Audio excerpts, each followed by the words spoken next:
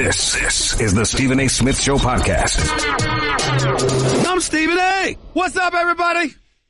Welcome to the latest edition of the Stephen A. Smith Show, coming at you as I love to do every weekday over the airwaves of ESPN Radio, 250 plus markets across the United States of America, plus ESPN Radio, Sirius XM style, Channel 80. Number to call up as always is 888-729-3776. That's 888. Say ESPN. Lots of stuff to get into today. Of course, the NCAA, they've got a commission. They've got a recommendation from the commission. We definitely will be talking about that. Apparently, the commission has proposed getting rid of the NBA's one-and-done rule. The NCAA's one-and-done rule, rather. The NBA, with their 19 years or, 1 year removed from that. They made some suggestions with that, basically talking about the NCAA working in concert with the NBA. There's some things they did do that I liked. There are other things they didn't suggest that I did not like.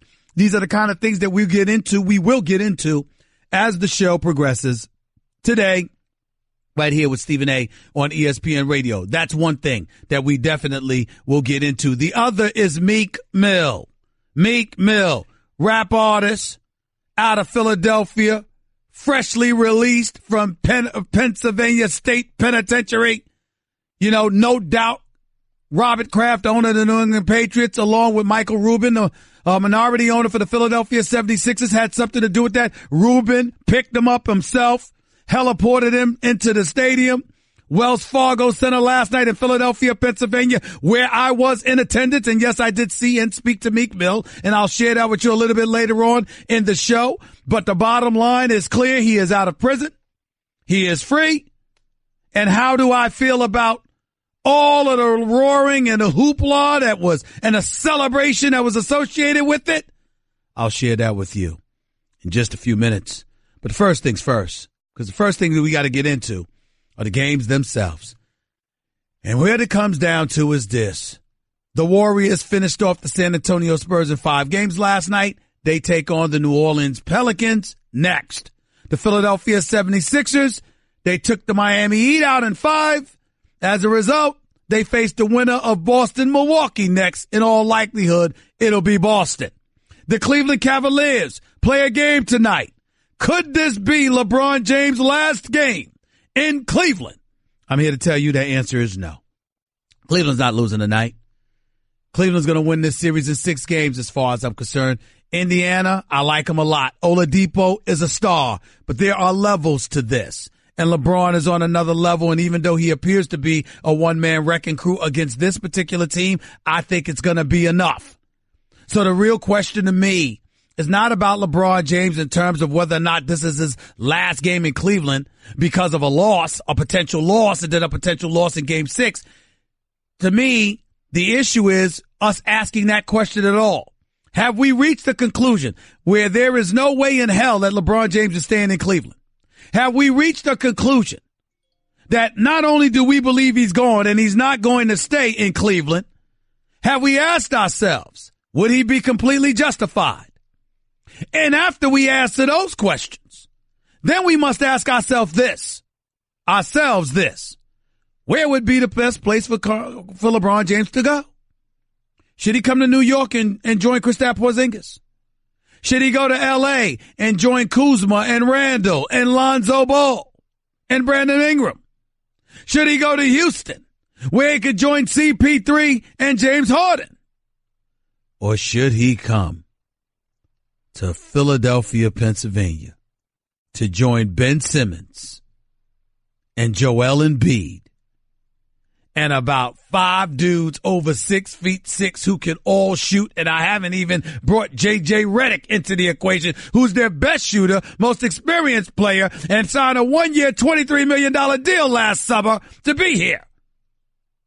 Now, ladies and gentlemen, I must say to you, not that I feel this way, but on this particular moment, just to bring some levity to the situation, in this particular moment, if I wanted to have something against J.J. Redick, it would be justified. Now, Stephen A., oh my goodness, Stephen A., what are you talking about? This is the first I'm hearing of this. How did this happen? What are you doing turning against J.J. Redick? I'll tell you how. I'm not going to tell you where, but all I'll tell you is this. Yesterday, at an undisclosed location. I was cornered. Ben Simmons, Robert Covington, J.J. Redick, and that turncoat, one of my best buddies in the world, who works for the Philadelphia 76ers. His name is Al Lumpkin. That Benedict Arnold. That turncoat. He betrayed me. They all cornered me. How dare you pick Donovan Mitchell over Ben Simmons for your Rookie of the Year vote? They cornered me. I must say they were quite intimidating. J.J. Redick, he did everything but call me an idiot. He did everything but call me an idiot. And I got to say this to you, as offended as I am, I was kind of scared. Because, damn it, they were making some good arguments. I got to confess it. They had me cornered. I mean, it was a tough meeting. I got to confess. I felt like I was in front of the Justice Department. I mean, it was bad.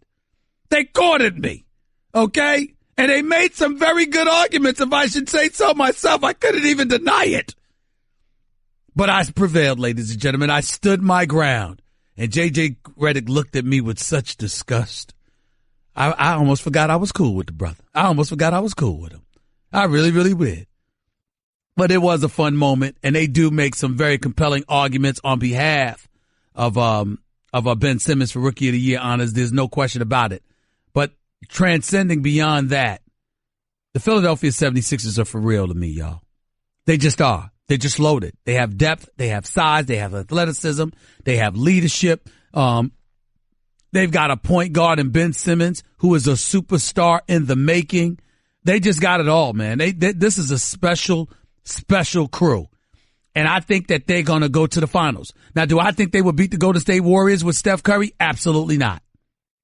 But I do believe if Steph Curry comes back and they're healthy, the Golden State Warriors against the Philadelphia 76ers would be a tremendous NBA Finals series. I really, really believe that. I think it would be something special to behold. It would. Houston against Philly would be great, too. Now, some people might look at me and say, Stephen A., you're so disrespectful. Why are you just dismissing Boston? I'm not really trying to dismiss anybody. I think Boston, with their talent and with Jaylen Brown, who I love this brother. I just believe that with Kyrie and Gordon Hayward both out, you just don't have enough of this Sixers team. Because Ben Simmons with Joel Embiid, the combination of what they do on a basketball court opens things for shooters. And Bellinelli can shoot. Ilyasova can shoot. Covington can shoot. Redick is a sniper. Anderson can shoot. And when you look at this team and what they bring to the table, and the fact that they hit perimeter shots and they defend, I can't say enough. I just can't say enough about what I see from these Philadelphia 76ers. It simply cannot be ignored. The time has come. The time has arrived for us to concede that. Now, you got other people holding on to Toronto. They're looking at Boston. Those are the two biggest threats. They're not showing the Washington Wizards enough respect, and maybe Washington deserves that at this particular moment in time, even though they've won two straight and they've notched that series with Toronto at 2-2. I look at Indiana. I'm not sold, y'all. I think LeBron wins this series in 6 games, like I said before the series began. But I'm just of the mindset right now, the big question right now is where should LeBron go next? See, to me, if you're just thinking about basketball, of course you say Philly. Because LeBron with Ben Simmons would almost be unfair. The flip side to it, however, is what if you're looking beyond basketball and you're asking yourself, LeBron, if you leave Cleveland, really? That's where you'd go? Right up the road to Philadelphia? I mean, damn. I mean, come on.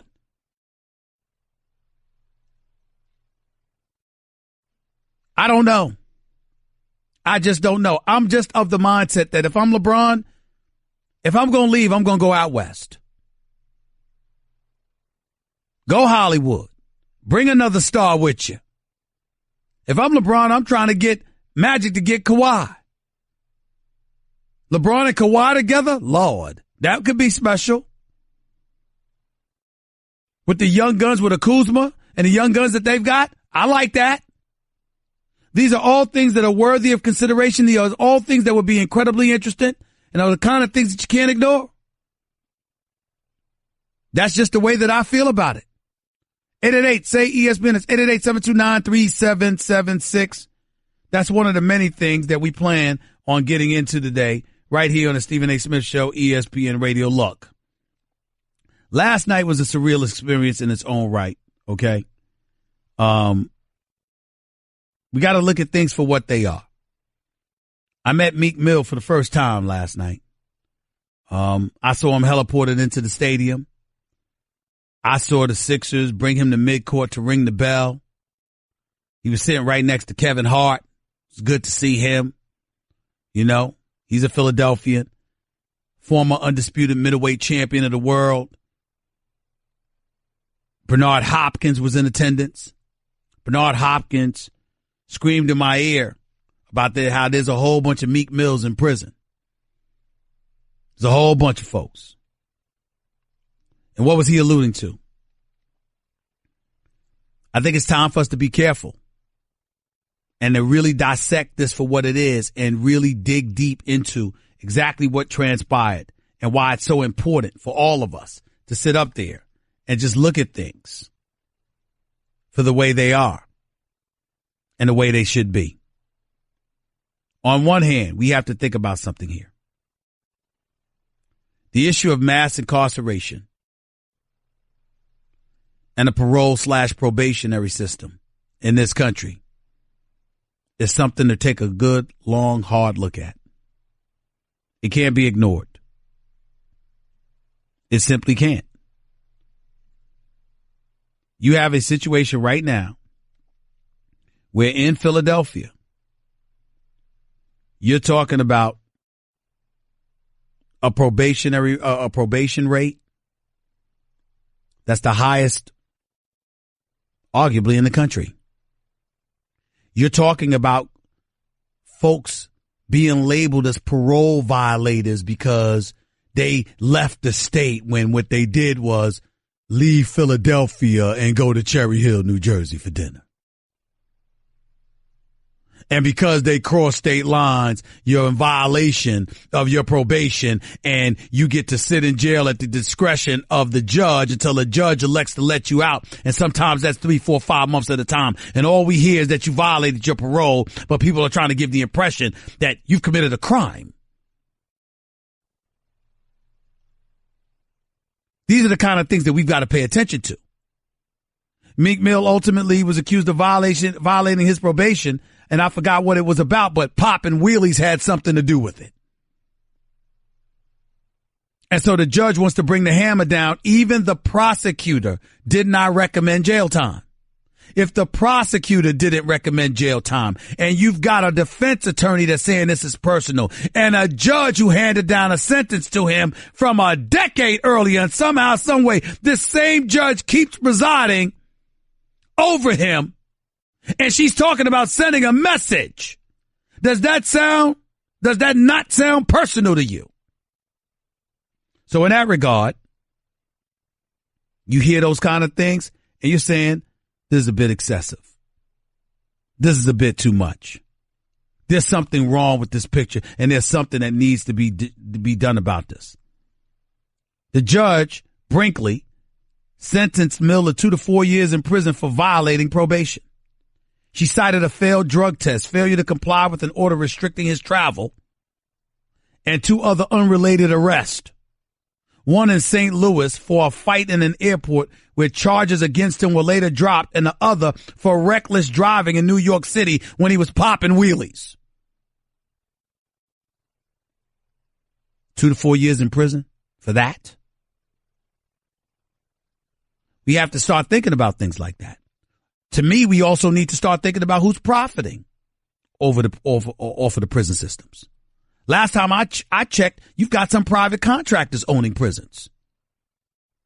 You flood those prisons It's good for business. So is it really about laws? Is it really about morals? Or is it really about feeding a system monetarily into perpetuity? What is it about? Now, I say all of that by saying this. I don't know Meek Mill from a can of paint. I've listened to a couple of his records. I know he's pretty damn talented. I know he used to date Nicki Minaj. No crime in that.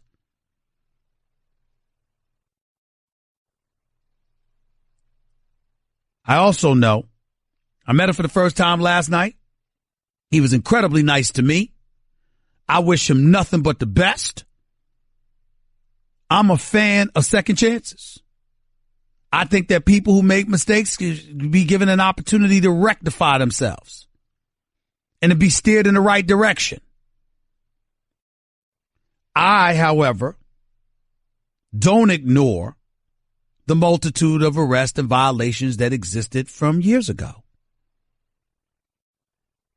How those things should have never happened. And how, in a system of laws have to be enforced. Because that ultimately has to serve as a deterrent for actions to not be repeated.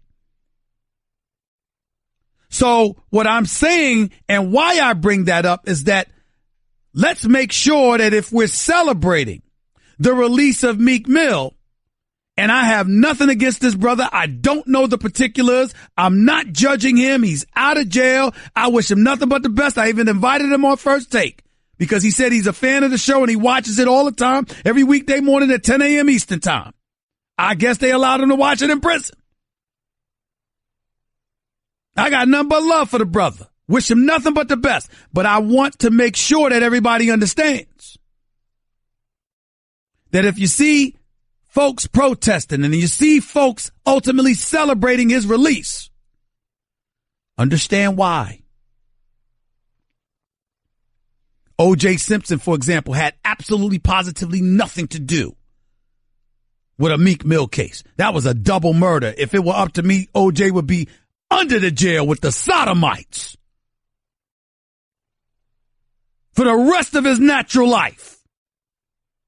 Obviously, Meek Mill doesn't deserve something like that. And I'm not comparing the two, but I'm speaking specifically as it pertains to the celebrations. Folks in the streets that were celebrating OJ's release, as abhorrent and repulsive as that appeared, even to me, because his behind should have been in jail. I also knew why. So often, so many times, minorities, in particular African Americans, have been so victimized by the quote unquote system that it was nice to see the system get screwed over for a change as it pertained to OJ. That's just a fact. I'm just giving it to you real.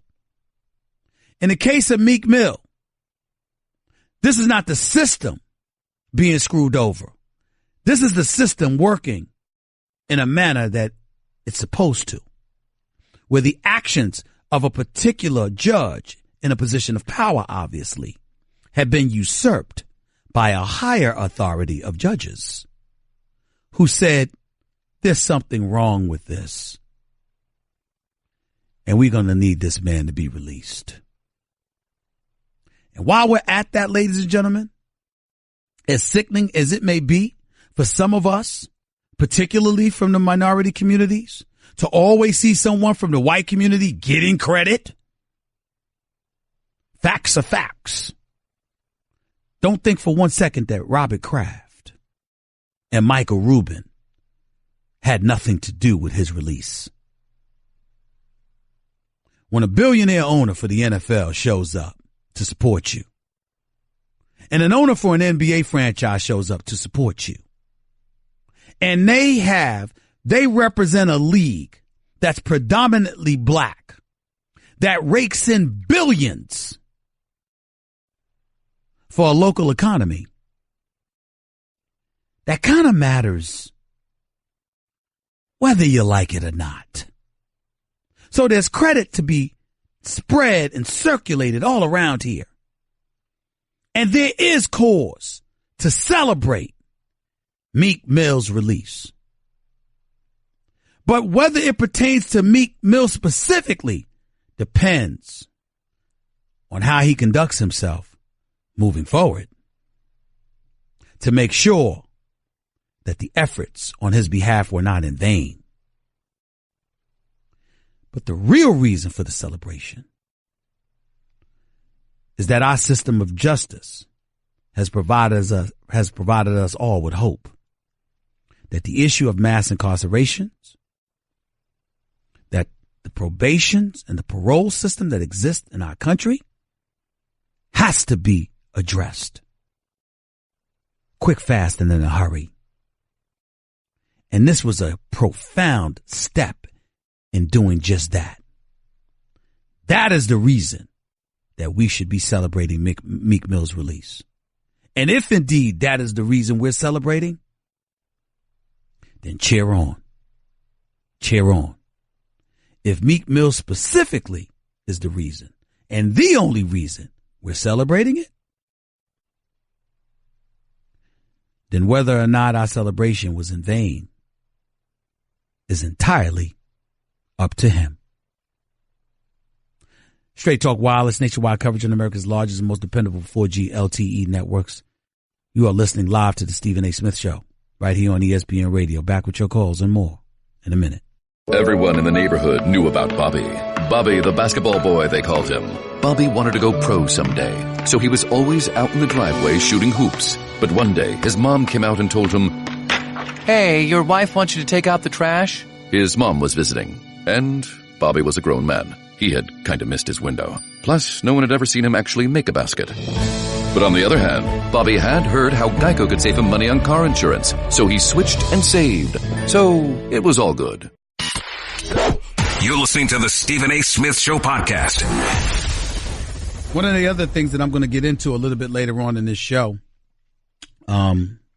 is an article that appeared today in the New York Times. It says in the article, inside the confidential NFL meeting to discuss national anthem protest. And essentially, ladies and gentlemen, the article is referring to a meeting last October. About 30 folks in all, players and coaches, met. And they convened urgently at the league's headquarters on Park Avenue. It was nearly a month after President Donald Trump began deriding the league and its players over protests during the national anthem. Somebody secretly audio taped this meeting, and they've leaked it to the New York Times. Whoa. I got a lot to say about that. I got a whole lot to say about that. Stay tuned. Stephen A. Smith Show, ESPN Radio, 888-SAY-ESPN. That's 888-729-3776. Let's go to the phones. Let's go to Lenny in Carolina. You're live with Stephen A. Talk to me, Lenny. What's up, my brother? What's up, brother? How you doing I'm today? good. Talk to me. All right, I got three things real quick. Yes, sir. The one thing that I learned about this series with Philadelphia and Miami is when three is not falling, Ben Simmons needs to take over. He can get to the rack at any time he wants to. He's got to take it to the rack to get everybody else back involved. Okay. If the three is not falling, he's got to take it to the rack. He didn't do that enough for me. That's just my opinion. That's number one. Number two, what happened to Jahlil Okafor and Noel? The Sixers drafted those guys too. Where are they at? Well, Jahlil Okafor got traded to the Brooklyn Nets, non-factor. Nerlens Noel was in Dallas. He had passed up like $17 million a year before last season, and now has fallen off the map for some inexplicable reason. They're both struggling. Go ahead. Okay. Number three, last thing, and I disagree with you a little bit on the Meek Mill thing. Okay. I loved the fact that they did what they did for him, and he had him out there at the Bell, and he got out of prison. I agree with all that. So do I. But Stephen A., if you violate your probation, you got to have some punishment. Now, was she overzealous? Whoa. She was a little overzealous. Whoa. Nobody's saying he shouldn't have had no punishment. The issue was with did the punishment fit the crime. Nobody's trying to imply that you just get to violate your probation or anything like that. But if you pop in wheelies and that's considered a violation of your probation, I got a problem with that. If you live in Center City, Philadelphia, all right, and you went to eat at Lamberti's restaurant in South Jersey, and that's a violation, I mean, damn. You know, again, it's a violation. It's not something that should have happened. But for the punishment to be 2 to 4 years in prison, we got a problem. That's the point. And I definitely agree with that. She was overzealous with the punishment, but he's got to get some kind of punishment, because when you sign that thing for probation, they tell you cannot do this, and you did it anyway. 15 to 30 days in jail, not even prison, but jail. Okay. I could have lived with that. Well, so could I. 2 to 4 years? So do I. Yeah, we agree. There's no disagreement between us, Lenny. None whatsoever. All right, brother. I love you, man. And I'm still listening. I appreciate you, bro. Thank you so much. Let's go to Phil in Ohio. You're live with Stephen A. Talk to me, man. What's up, buddy? Let me get straight to the point, man. I'm clearly a LeBron James fan. Okay, but I got a question for you. I want to hear what you got to say about this. Let me give you a scenario. You got LeBron James and the Cleveland Cavaliers and the 76ers in the Eastern Conference Finals, right? Just say if the yes, sir. The 76ers. Philadelphia against Cleveland. Yes, sir, I do. Yes, sir. Okay, so say if Philly defeat LeBron James and Cleveland Cavaliers. Now, I'm not even saying they'll win an NBA title, but just say that happened. Would LeBron James get criticized just like Kevin Durant did going to a team that defeated him the year before? I want to hear what you got to say about that, man. I thank you, man, and I'm about to listen. Oh, man, that's a good question. I don't think it would be the same, because I think LeBron is already a champion. The fact that he's already won 3 chips and he's been to 7 straight NBA finals is entirely different than somebody who never captured a championship and jumped on a 73-9 bandwagon to capture one, meaning from the previous season. There's a difference there, but I do understand that, and I think that was a valid question on your part. Appreciate the call. Chris in L.A., you're live with Stephen A. Talk to me. Hey, Stephen A., happy Wednesday. I want to applaud you on what you said regarding Meek Millâ, to enlighten all your listeners on that, man. Just want to applaud you for that. All right. But I actually want to address what you said regarding LeBron and the Warriors' potential matchup with the Sixers in the finals. Well, the first thing with LeBron, a quick question for you. Do you believe, and this was something I've been thinking about, do you believe that what Joel Embiid said after Game 4 against Miami, when he mentioned that he likes the team he has, I'm paraphrasing, and basically he thinks they can go far, you think that's a subliminal message towards LeBron and potentially joining them in free agency? Okay. No, I don't think it's subliminal at all. I think he's addressing it now. He's saying now's our moment. We don't know what we're going to have in the future. We don't know what Boston and other teams are going to be like in the future. Our time is now. We don't need to be thinking about the future when we're right here, right now, with an opportunity to do our damage here. That's what he's saying. Right, gotcha. Okay, I wasn't sure on that. I want to address what you said regarding the Sixers and the Warriors being a potential epic matchup. I disagree with you, Stephen A. I think that they would be suited better to go up against Houston if they were to come out. So I think that the Warriors would be able to spread them out too much. You got to keep in mind that the Warriors move the ball so well. Houston, they're a good assist team as well, but they play more one-on-one basketball, so that would suit Joel Embiid more to not have to get up and down the floor so much. Golden State's going to spread you out, and they're going to constantly run. Well, I didn't say that Houston and Philadelphia wouldn't be an epic matchup. I'm just saying that I picked Golden State to come to the finals. So if I picked Golden State, that's who I'm focused on, because I believe they're the ones that will be standing in the end if Steph Curry is healthy. If Houston is, then that would be great too. But I believe it's going to be the Warriors. I didn't say that the Warriors would just be better than Houston as a matchup. I think either matchup would make for an incredibly compelling NBA Finals. But I love the thought of Draymond Green talking his smack and Joel Embiid talking his. I kind of love it. I agree. So real quick before you let me go. So who do you think is a better match for Philly? Is it Golden State or is it Houston? Well, I think for Philly, Houston's a better matchup, because I don't think Houston has the requisite weapons that Golden State have. They may have a bevy of shooters as well, but Golden State has Steph Curry and Kevin Durant, and the two of those dudes aren't just scorers, they're playmakers. Okay? Whereas I'm looking at Houston, even though you have Chris Paul and James Harden. Have you seen what Chris Paul's life is like when he goes against Steph Curry? It's kind of rough. It's kind of rough. And I love me some Chris Paul. He's a Hall of Famer. But I'm just telling you, it's kind of rough, because what is Chris Paul supposed to do when a cat pulls up from 40? See, Chris Paul can guard anybody, even if he's short. He can still guard, even if he's shorter, rather, he can still guard anybody if they're trying to dance on him and get into the lane and make things happen. But when you just pull up from 40, what is he supposed to do with that? There's nothing he can do.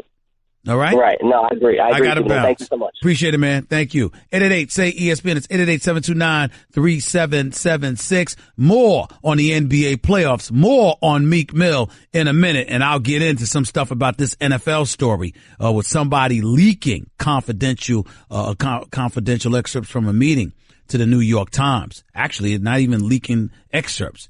They audio recorded it secretly and leaked that to the New York Times. Wait till you hear what some of the things that was said. Wait until you hear about it. By the way, spring has arrived. That means so has Major League Baseball season. The crack of the bat, the smell of the grass. It's time to head to the stadium and experience all the action. So what's the best way to get tickets to the ballpark? Vivid Seats. That's how. Just download the free Vivid Seats app and easily find seats wherever your favorite team is playing, from front row to upper deck. Vivid Seats has options to fit your needs. After all, spring is here. So get on outside and treat yourself to tickets to your favorite team. Download the free Vivid Seats app today. That's Vivid Seats, the official ticket partner of ESPN. More to Stephen A. Smith Show, Meek Mill, NBA playoffs, and NFL items to come, particularly as the draft approaches. In a minute, you're listening live to Stephen A. on ESPN Radio. Guess what? You're in the middle of the Stephen A. Smith Show podcast. Damn it, I mean it! Back to the phones we go right here on the Stephen A. Smith Show. Brought to you by Pennzoil Synthetics, by the way, taking synthetic motor oil performance to a whole new level. So make the switch to Pennzoil Synthetics today.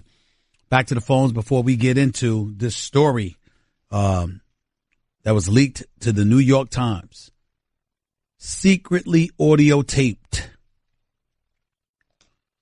NFL meetings with the players over Colin Kaepernick and the protest and President Trump, going after the NFL the way that he did last season. All of that.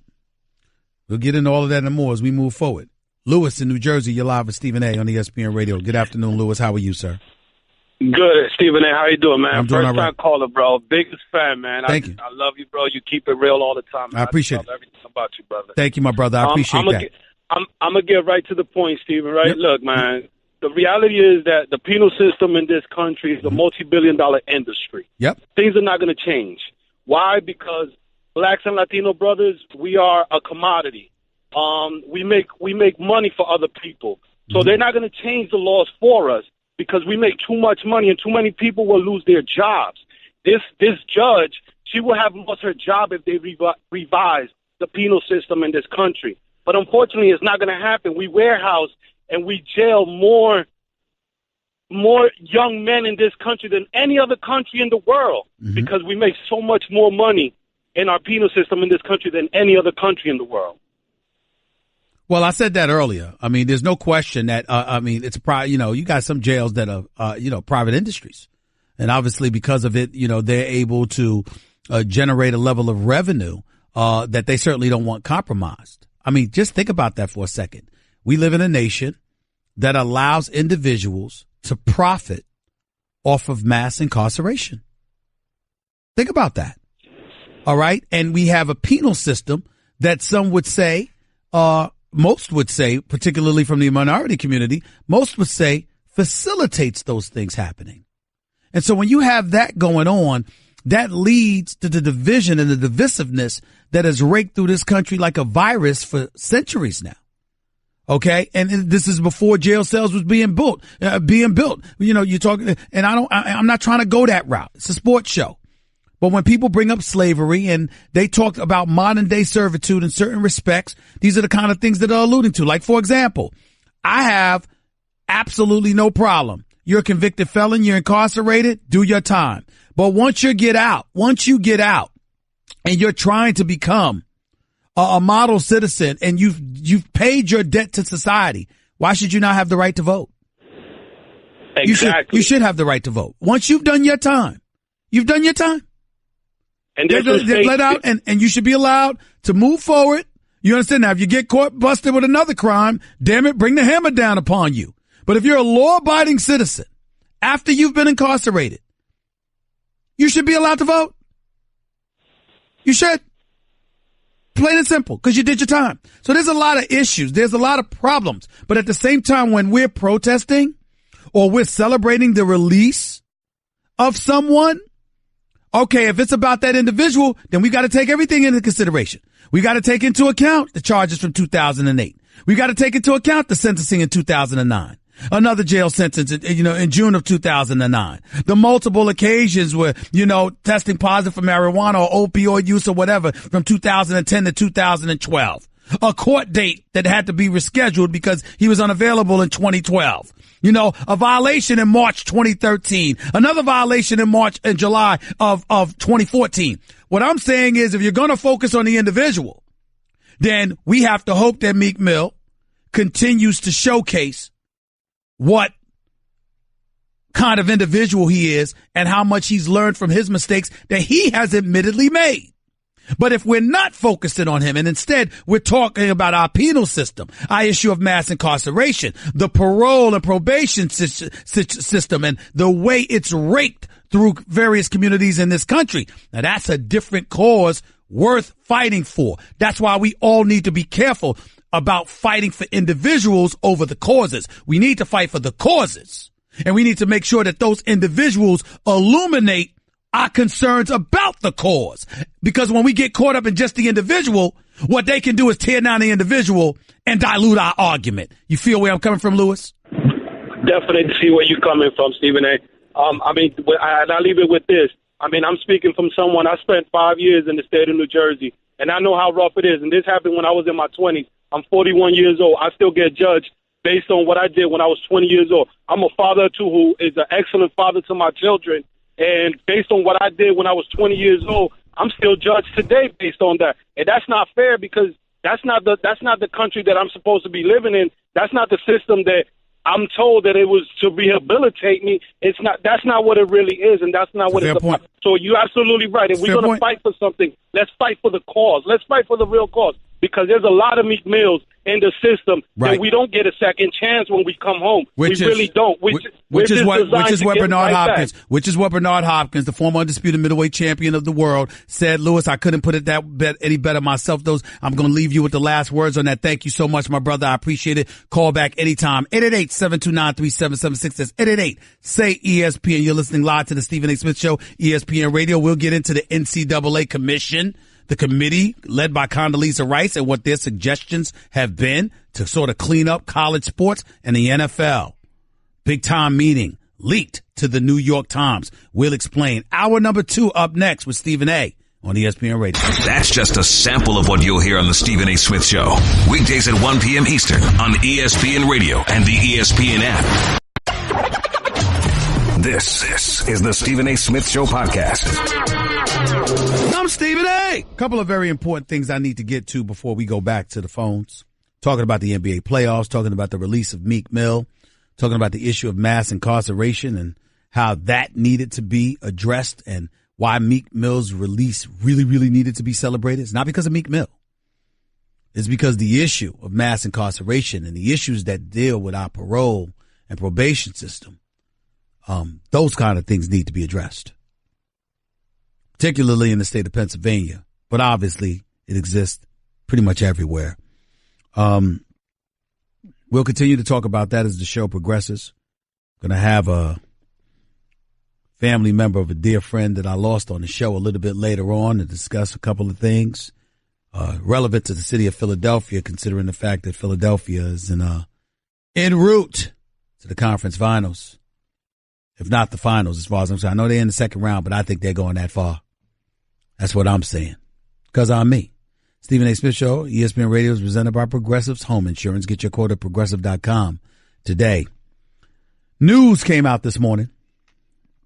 And reading from a story in the Associated Press, the Commission on College Basketball sharply directed the NCAA to take control of the sport, calling for sweeping reforms to minimize one and done, permit players to return to school after going undrafted by the NBA, and banning cheating coaches for life.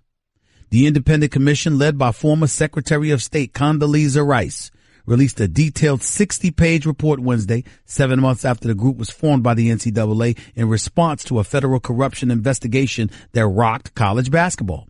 10 people, including some assistant coaches, have been charged in a bribery and kickback scheme, and high-profile programs such as Arizona, Louisville, and Kansas have been tied to possible NCAA violations. Quote, the members of this commission come from a wide variety of backgrounds, but the one thing that they share in common is that they believe the college basketball enterprise is worth saving, Rice told the Associated Press. We believe there's a lot of work to do in that regard, that the state of the game is not very strong. We had to be bold in our recommendations. The Stephen A. Smith Show will definitely do what we can to try and get Condoleezza Rice on this show in the very, very near future. Looking forward to talking to her whenever I'm privileged to have that day occur. Definitely something that I'm looking forward to. Here's my issue. I have no problem with their position on the one and done rule. It needs to go. I love the fact that they want to allow players who entered the NBA draft but did not get drafted to return back to college basketball. I love that. I think that's a beautiful, beautiful thing. I love the idea of a lifetime ban for coaches who are violators, of major transgressions. Major violations. Those who commit them should be banned for life. Here's one thing that I would say I wish I would have seen, if not two things. A, I wish I would have seen them say, not only are you banned for life from college basketball, we've reached an agreement with the NBA that says you're going to be banned from them too. And if not total outright banishment, at least say you can't be a head coach on the NBA level. That would be nice. Because if you're the NBA, why should you want cheats in your league? So I cheat in college basketball, but I'm going to come to your league. Why would you want that? Band together as lovers of basketball and demand that a certain level of integrity is exercised no matter what. If you can't do that, why should you be there? So that's a big deal with me. And I'm not saying that you shouldn't be allowed a second chance, even if you commit a major violation. I'm not saying you shouldn't be allowed a second chance to work. I'm saying you shouldn't be allowed a second chance at that particular job. In other words, you can never be a head coach again. You can be an assistant. You can be an assistant coach. You can be a scout. You can be something like that, but you are not allowed to ever be the head coach of a program again. That's what I am a proponent of. So I look at that idea, and that really, really resonates with me. Outside of that, the one other thing that I didn't see that I would have liked to have seen, I would like to have seen the sneaker companies addressed. They have incredible influence. It's not about the AAU coaches. Somebody's paying them, and the high school coaches. Who you think it is? It's the sneaker companies. When you get involved with the sneaker companies and you start highlighting the role that they play in influencing who's hired, in influencing the power of a program because of the money that they funnel into programs, those are things that can't be ignored, and I don't think they should be. So I think that those are the kind of things that was missing from this report. The AAU is not the problem. It's who's financing them that's the problem.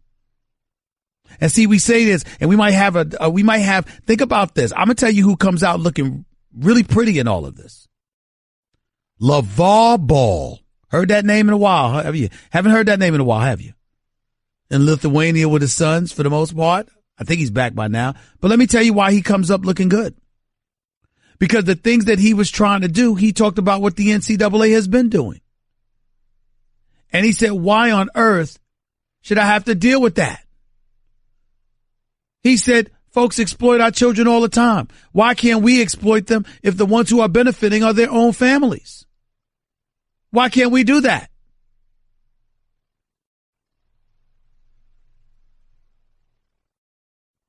It's just me. It's just me. 888, say ESPN. It's 888-729-3776. That's one item I want to touch on. Here's the other item. New York Times. Article written today. Headline, inside the confidential NFL meeting to discuss national anthem. And I'll read the first couple of graphs to you because this is very important. NFL owners, players, and league executives, about 30 in all, convened urgently at the league's headquarters on Park Avenue in October, nearly a month after President Trump began deriding the league and its players over protests during the national anthem. It was an extraordinary summit. Rarely do owners and players meet in this manner. But the president's remarks about players who were kneeling during the anthem had catalyzed a level of public hostility that the NFL had never experienced.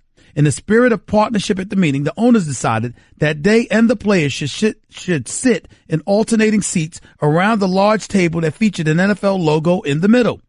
Quote, let's make sure that we keep this confidential, Commissioner Roger Goodell said to begin the meeting.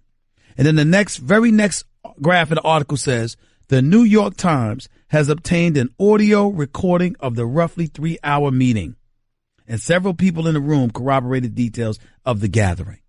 See, that's the problem. That's the problem. Now, we might learn some things because we've learned a few things. Eric Reed, Colin Kaepernick's former teammate, the first to kneel beside him, talked about them wanting justice and what have you, but Colin Kaepernick still doesn't have a job. Reed attended the meeting wearing a Colin Kaepernick t-shirt over his dress shirt and tie. He says, I feel like he was hung out to dry. Everyone in here is talking about how much they support us. Nobody stepped up and said, we support Colin's right to do this. We all let him become public enemy number one in this country, and he still doesn't have a job. That's what Eric Reed said, but that was the only time Colin Kaepernick was brought up. Outside of that, the owners needed to address it because Robert Kraft was talking about the big elephant in the room. I shouldn't say Eric Reed was the only one that brought up Colin Kaepernick. Chris Long, according to this article, he brought him up as well. He said if he was on a roster right now, all this negativeness and divisiveness could be turned into a positive. Long said he did not wish to lecture any team on what quarterbacks to sign, but, quote, we all agree in this room as players that Colin Kaepernick, should be on a roster. The owner's responses were non-committal. The Eagles owner Jeffrey Lurie said that fighting for social justice is not about one person. He called Robert Kraft, the owner, the elephant in the room, called his friend, who he's been a longtime supporter of. He said it's divisive and horrible what Trump was doing. Lurie called Trump's presidency disastrous. Buffalo Bills owner Terry Paguglia sounded anguished over the uncertainty of when Trump would take another shot at the league. All Donald needs to do is to start to do this again. We need some kind of immediate plan because of what's going on in our society. All of us now, we need to put a Band-Aid on what's going on in this country. Jacksonville Jaguars owner from Pakistan, Shad Khan, countered that the worst was behind them. He said all the damage Trump's going to do is done. The owners kept returning to one bottom line issue. Large numbers of fans and sponsors had become angry about the protest. Boycotts had been threatened and jerseys burned, and most worrisome, TV ratings were declining. Houston Texans owner Bob McNair, we all remember him, right? Can't let those inmates run the asylums. Remember him? He said, you fellas need to ask your compadres. I'm reading from the Times here. This is not me. He said, you fellas need to ask your compadres, fellas, stop that other business. Let's go out and do something that really produces positive results, and we'll help you. That's what McNair said. Stephen Ross raised the idea of a march on Washington by NFL players and owners. They weren't really trying to hear that one. Okay? And by the way, if you're wondering about the March on Washington and how some folks outside the black community might feel about another march, go watch Dave Chappelle on Netflix. He said if Martin Luther King had a sneaker deal, he'd be gone. He would have been gone. He would have never become who he became. He's March on Washington. Dave Chappelle did some skit talking about, Martin, we really love the march. He said, we really need you to tone down the rhetoric. But I don't understand. I thought that's why I had a sneaker deal in the first place. Yeah, the marching, we've got no problem with that. But the rhetoric, go see Dave Chappelle on Netflix. It was hilarious. But you get the picture and you get the point, don't you?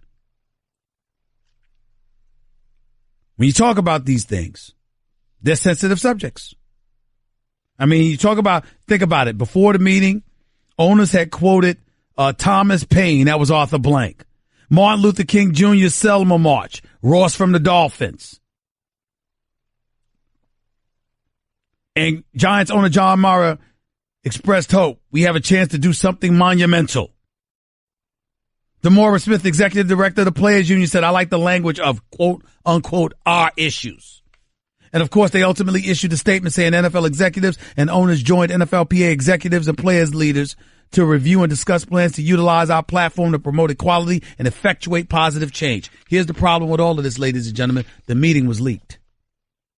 And when you have a meeting that's leaked, trust diminishes drastically, which means another meeting like this either wouldn't take place or there would be nothing authentic that came out of it because people would be worried about being taped secretly.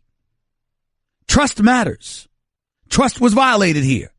And whoever did it, whether it was an owner or a player, whomever did it, should be ashamed of themselves. They cannot be trusted. You could have simply come out, went on camera, and said what you had to say. To secretly tape somebody and put them in that position is wrong. Because it builds and foments distrust. And you can't do that and expect to be dealt with on the up and up in a world of business. Now, having said all of that, notice how they talked about doing something that we could do to provoke change. Notice how everyone was non-committal about Colin Kaepernick. You know why they were non-committal about Colin Kaepernick? Because Colin Kaepernick is not the issue to them. Their money is. And their attitude is, we have nothing against Colin Kaepernick, other than the fact he's costing us money. If he wasn't costing us money, we wouldn't care. Now, ladies and gentlemen, in the world of business, I want you to tell me where you can find somebody that's going to think otherwise. I want you to show me where you're going to find somebody that's not going to give a damn about the bottom line and all they care about is doing the right thing. We're not talking utopia here. We're just not. The fact of the matter is that if you are a person that is a business owner, it's virtually impossible to believe that you're not going to care about the bottom line. So Eric Reed coming in there with the Colin Kaepernick shirt on over his shirt and tie is admirable. I applaud his courage. But Nuno, John, could y'all double check for me? Didn't Eric Reed say he wasn't going to kneel anymore? I think he did. Let me double check that. Because you see, I'm pretty sure that he did say that. I'm pretty sure that he said that. See, these are the kind of things that we got to put on our big boy and our big girl pants about.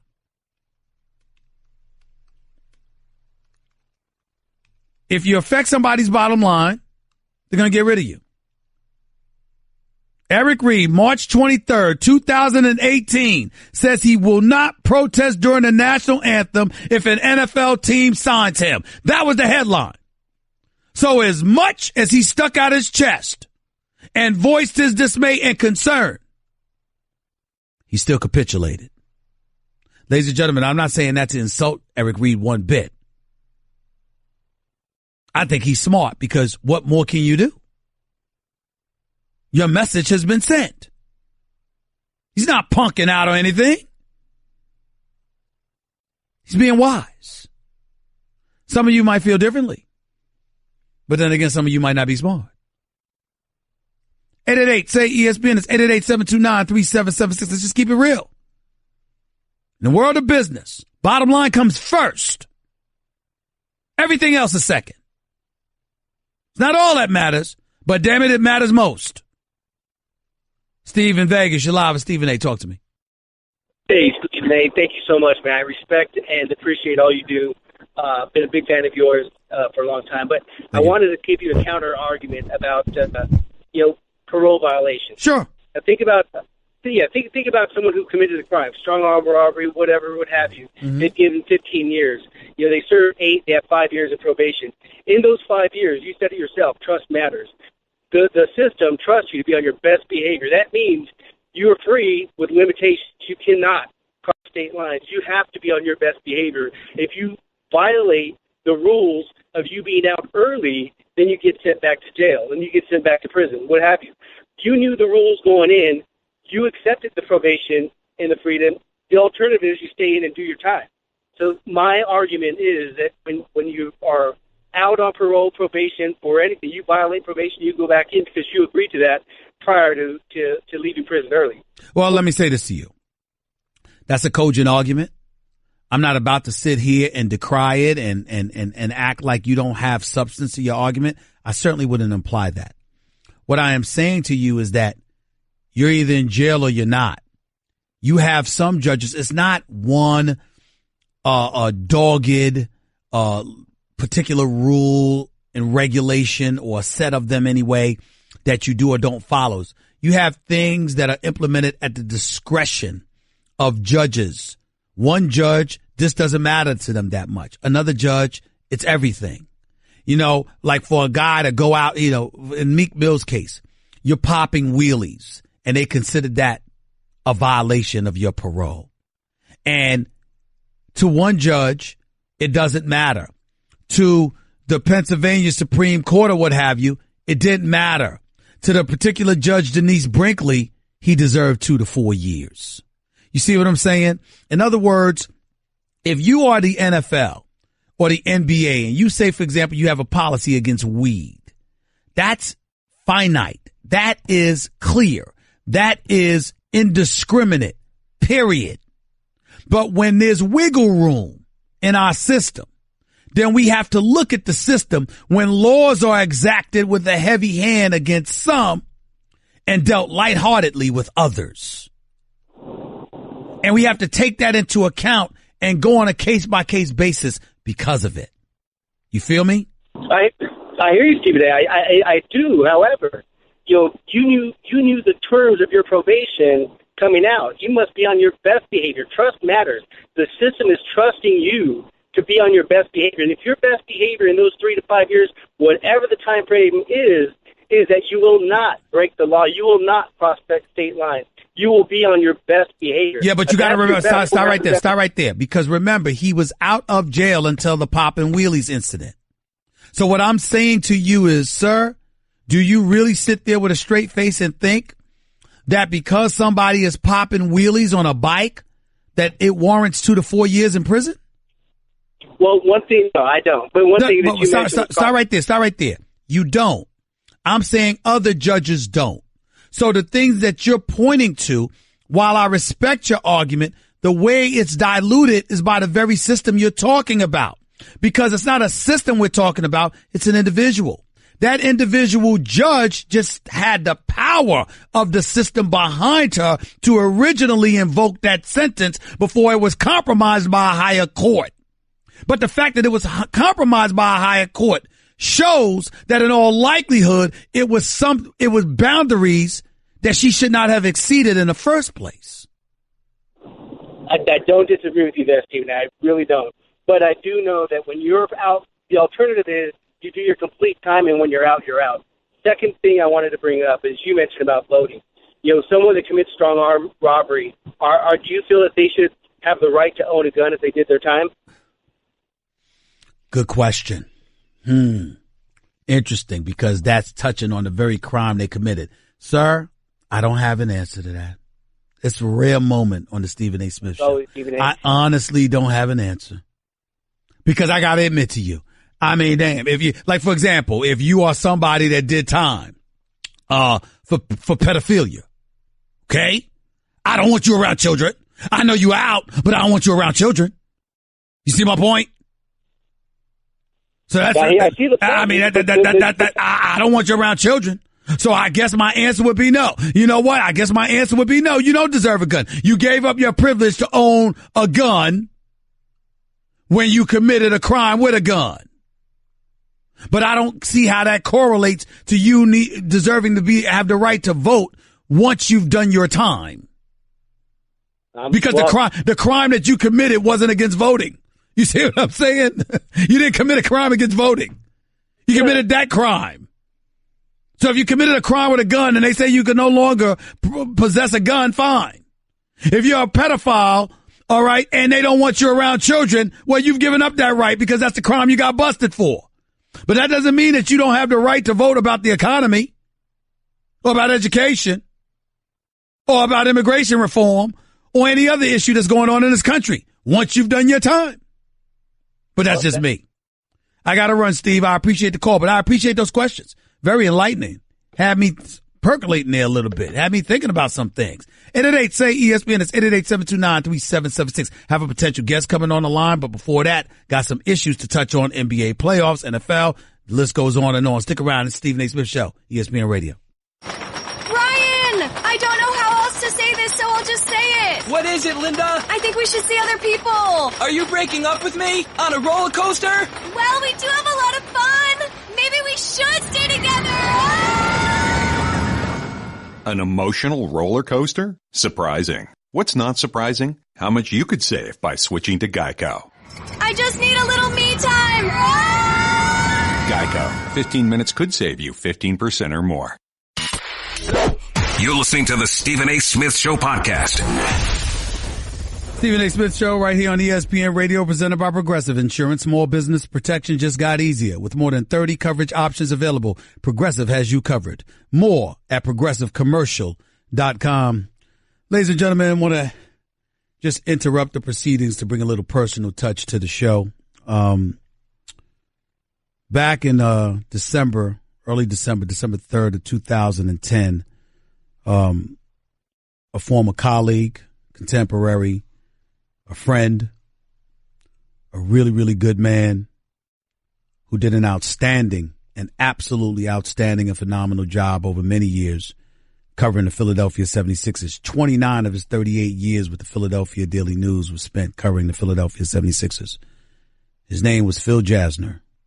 He had passed away after a 2-year battle with cancer.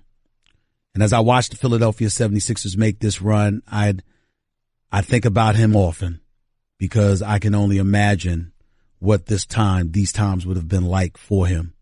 I've got a pretty damn good idea what it would have been like for him. I got a pretty damn good idea of how he would have been while these times were going on with the Philadelphia 76ers doing what they're doing on the basketball court right now. But there's nobody, and I do mean nobody, that can chronicle his feelings, his emotions, his actions, what he would have been like at this particular moment in time better than his wonderful son, who I know very, very well. He's a freelance sports writer, and obviously he's right here with me right now. His name is Mr. Andy Jasner, the author of the book On the Case. You know, numerous writings of his daddy, Phil Jasner, from back in the day. What's going on, Andy? How are you, buddy? How's everything? I'm doing great, Stephen. I'm truly honored. Thank you so much for having me on. My pleasure. My pleasure. Talk to our audience about this book. What inspired you to write it? I think it's obvious, but what some of the things that we'd find in this book. Talk to me about that for a second. Absolutely. The best way I could describe it, Stephen A., the book was a true labor of love. I mean, losing my dad, like you said, back in 2010 was just, it was so tragic, and I will never get over it. And I wanted to get his legacy to last forever. Not that it needed it, but being a writer myself, I figure what's the best way to do it. So let him tell the story. I wrote a very small chapter myself. I talked to the likes of Allen Iverson, Charles Barkley, Doug Collins, Billy Cunningham, Vince Papale, on and on and on. They gave some reflections of my dad, and then I went through. Thousands upon thousands upon thousands of articles, and I picked 60. And I said, I'm going to break it up into chapters just to give readers just a sampling of the type of work that he did. And I hope the words shine through, and I think that they did. And it was a very therapeutic project, and it made me feel good. People still come up to me, and it was a wonderful feeling. I'm happy I did it. It wasn't easy, but we got it done. And just a little aside to that, Stephen, like one thing Dad always told me, and I mean this in the best possible way, he goes, Stephen used to tick me off. I'm like, why? Because he pushed me to work harder because he just would never let up. I know you know that. but I just wanted to reiterate that to you. Yeah, it was amazing because I was a beat writer competing against your dad, and I often tell this story. I remember, believe it or not, I got arrested at the driving from the Palace at Auburn Hills because I had a suspended license and didn't know it. I had paid the ticket, but I still owed $15 on it and didn't know, and I had no idea. So I was with a bunch of guys, and we were driving in the car together, and they took me into custody in Detroit, Michigan, and they gave me an opportunity to all right, who do you want us to call? I said, call Phil Jasner. You made the right call. You made the right call. I said, call Phil Jasner, who would get me out of there in a heartbeat. But I want to go back to you in this book, On the Case, Phil Jasner, On the Case, because that clearly is applicable. There's a great title. When you think about the 60 articles, the 60 columns that you pulled out of there, talk to me first of all about what kind of columns are in there, and more importantly, what made you pick from of the thousands he wrote, what made you pick those particular 60? What was resonating with you about them? Well, it took me several years, so you can see how many I went through to pick the ones that I picked, and the ones that I really settled on, like for instance, Stephen, there was one in 1987. It was Julius Erving's last season, I believe, and Dad wrote like a 6,500-word story kind of proving that Doc could fly. He took like an out-of-the-box type of look at him, talked to scientists and doctors and everybody, and like the last two sentences in that article were something I'm going to paraphrase, not exactly. I will always believe that Doc could fly, and that's what I will tell my grandchildren one day. Like, I had never read that, or maybe if I did, I don't remember. But now with 3 daughters myself, when I went back and read that, it gave me chills after the fact. So that was one. There was like a profile of Wilt Chamberlain where he spent an entire day in his mansion in California, and he wrote just a wonderful profile on him. And then I can go back to the early years. Like he wrote a column like back in the 70s on the Phillies, and I forgot that he had even covered baseball. There was the soccer years where if you asked the soccer community when the Adams won that NASL title back in 1973, they acted like Dad was gold because he treated that team the same as he did the 82-83 Sixers That's team. True. And for instance, in that year, I went and I found an article, and I didn't remember this, Stephen A. Moses Malone had stopped talking to the media for a short time that year. Yep. But he kept talking to Phil. Yep. He might have been off the record, but he kept talking to him. Right. I mean, to learn these facts about my dad after he had passed on was surreal. But again, it was just very therapeutic, and I picked. I mean, I could have picked 600, but I didn't want a 65,000 word book, so I had to pin it down at some point, and so I tried to pick the ones that really stood out the most. And Andy Jasner, the father for the late, great Phil Jasner, former writer extraordinaire for the Philadelphia Daily News. He's right here with Stephen A. on the Stephen A. Smith Show, ESPN Radio. I remember when I came to Philadelphia to watch Allen Iverson's jersey being hung to the rafters, raised to the rafters, rather. And that night, Allen Iverson mentioned me, and everybody had brought that up. And I said, remember, he mentioned Phil Jasner, too, because he called your dad the best in the world of sports journalism, and certainly all of us had so much love for your father. That's that kind of adulation and affection we certainly had for him. What did your dad think of Allen Iverson? Well, it was so funny. It's like no different than a parent and a son, or a couple of brothers or sisters just arguing. When those battles were going through, like they would bicker a lot. Like like he would call me, and the bickering was. It was kind of like nonstop. I'm like, is there going to be an end game here? Yep. In the famous practice press conference, after that ended, I was working in North Carolina at the time. Dad called me and he goes, what do I do? I'm like, what do you mean? What do you do? You go write the story like you always do. But he questioned my integrity. I'm like, well, all right. I said, there's a backstory to this press conference too. So like, take your time, go investigate it. And then he called me back and he said, well, I didn't know that Alan's best friend had just died before this, and there were all these other factors. I said, exactly. So it wasn't personal, but it is what it is. Go take it, roll with it. And it took some time, but they would laugh about that after. I mean, when I talked to Alan for the book, Stephen A., he was embarrassed by that press conference with Dad. He goes, I was young. It was my fault. He goes, and obviously neither one of us handled it all that well. But, as time went on, there was a mutual admiration that just grew bigger and bigger. And When I talk with Alan, I mean, he was crying in a suite at the Wells Fargo Center. It was truly touching. Andy, as we sit here today and the Philadelphia 76ers are about to make this run, I got to get ready to go, but I got to reach out to you about this real quickly. Looking at this 76ers team right now, your dad covered them when they won a championship. Covered them when they were competitive. Covered them when they lost to the Boston Celtics. Covered the doctor. Covered Andrew Toney and Mo Cheeks. Covered Charles Barkley during those years. Covered the Philadelphia 76ers, obviously, when they went to the finals in 2001. What would your dad be like now watching this 76ers team, particularly with the Joel Embiid and a Ben Simmons? I think they would have loved your dad. They'd have loved him to death. Yeah. Number one, he wouldn't be tweeting. I can tell you that right now. That would have driven him crazy. But and this is the truth, Stephen. I tell everybody this. He would have treated this team the same as the dreadful John Lucas team, the same as the dreadful Johnny Davis team. You're right. And the man, I mean, it was the energy that he had drove me crazy. And he would say, Andy, one of the few people that has the same energy as I do is Stephen. So what do I do? Like, how do I outwork him? I'm like, you don't worry about him. You go do your job. He'll do his job, and it'll be. But no, he would have treated it all the same.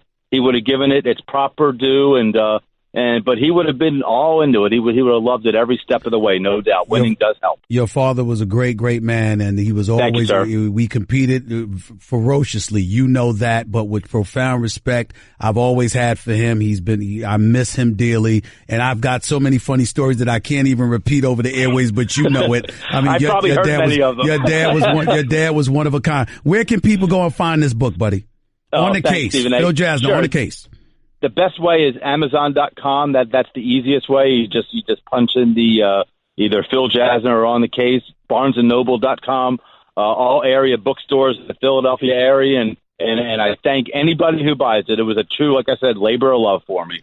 My man, you take care of yourself. I'll see you down the road at the Sixers game, and I'm sure, man, I'm still always thinking about you there. All right, buddy. I'll be there. See you soon. Okay, take care, buddy. Bye. The one and only Andy Jasner, the son of Phil Jasner, the late great sports writer from the Philadelphia Daily News, right here with Stephen A. on ESPN Radio. He truly was something else. Phil Jasner, he's absolutely right when he says that. It could be the worst team in the NBA, or they could be a championship team. Phil Jasner definitely treated them the same exact way. He was exactly like that. Every little story mattered to him. Every little thing mattered to him. There is no question about that. That is the absolute truth. Guess what? You're in the middle of the Stephen A. Smith Show podcast. Damn it, I mean it! Back to the phones we go before we get on out of here for the day. Let's go to Kenny in New Jersey. You're live with Stephen A. What's up, Kenny? Hey, how you doing, Stephen A? Talk to me. All right, look, I wanted to help out real quick about that felony and voting. If you are convicted of a felony, but you served your time and you don't have probation or parole, you are eligible to vote again. Okay. But they don't tell you that. What they tell you is when you become a felony that you lose your rights to vote. And that's absolutely not true.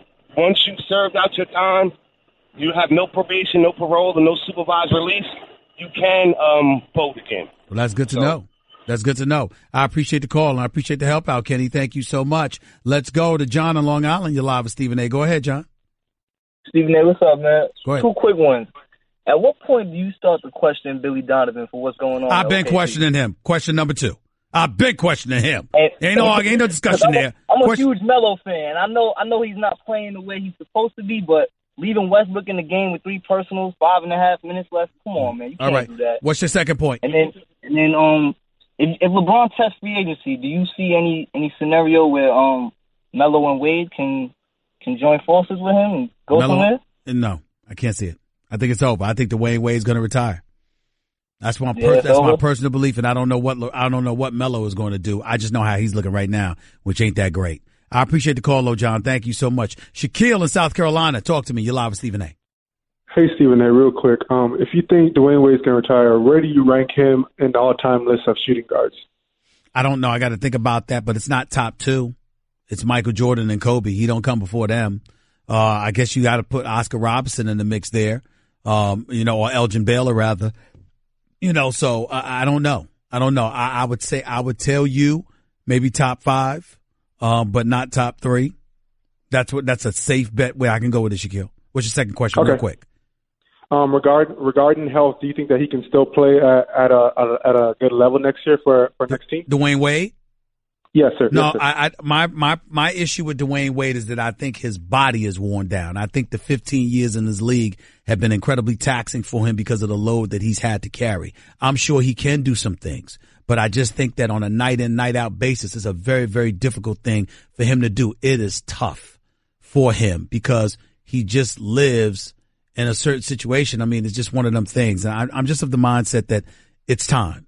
It's about that time right now for him to call it quits. I don't know whether he will or not, but it's about that time. Got to get on out of here. I'm going to holler at y'all 22 hours from now. It's about that time to get on out of here from the Stephen A. Smith Show, ESPN Radio, but I will be back in 22 hours. NFL Draft is tomorrow, and I can't wait. Talk to you then. That's just a sample of what you'll hear on the Stephen A. Smith Show. Weekdays at 1 p.m. Eastern on ESPN Radio and the ESPN app.